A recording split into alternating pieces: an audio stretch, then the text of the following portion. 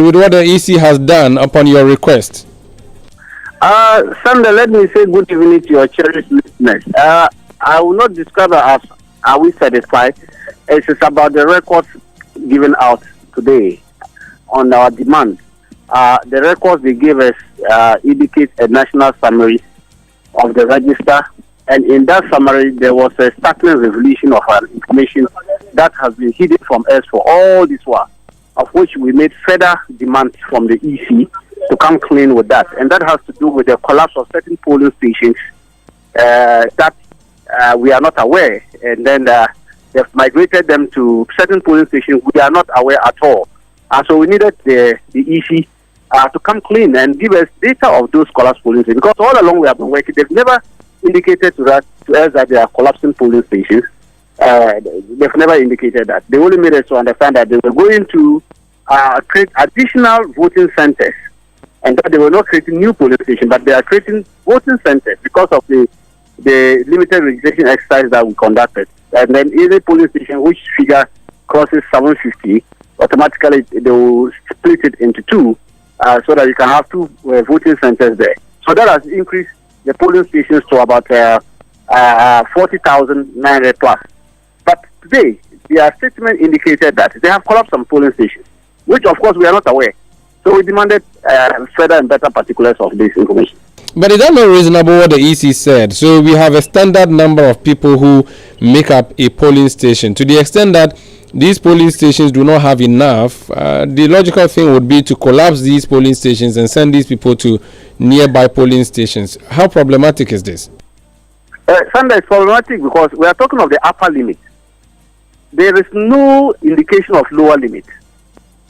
All our dealing with EC, they've never told us the number of voters who should constitute a polling station. They don't have that. It is the upper limit that we are all talking about, and the upper limit is a 750. If it is more than 750, then they will automatically split it into two. But they've never indicated to us that, look, if it is below this number, then we will collapse it. We don't have that. We've never had that kind of indication from them. And so this one came to us as a surprise, that we have collapsed certain polling stations. And the reasons behind it, not apart from the numbers, that certain communities, those polling stations should not exist. I mean, this is neither here nor there. Sanda, they don't determine that. Although they consult and put the polling stations. So if you are collapsing it, you and you are not aware. Sanda, I don't know whether your polling station is collapsed. You don't know this because they have not indicated, they have not shown it. So on the D-Day, you go to vote, and then Sanda, you are told your polling station is collapsed. You are no more here. You have been sent to a different place. That is some of the issues that we raised and said, look, they must come clean, give a better particulars, list those polling stations you have collapsed, where you have migrated their people. You said there are about 884 of them. Okay, show us where you have put them. Which polling station have you put them into? So that we will be on the same wavelength. Is that the only issue you have so far now with the EC? You have the full register. Well, you are fine. We have the register. Yeah, I picked the register today. You have the absentee list. You have the I think the different categories, the proxy, all of those. Yes. You are satisfied with all of that so far. So we are now studying Sunday. You know, we are demanding the summaries in order to study the register.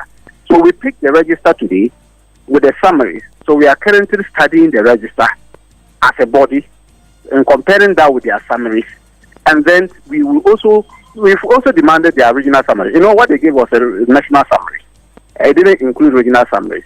Well-intentioned, we'll look at that. Their segregation of the special voters from the main register.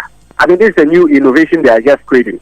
Because normally, we all know that special voters are from the same polling station.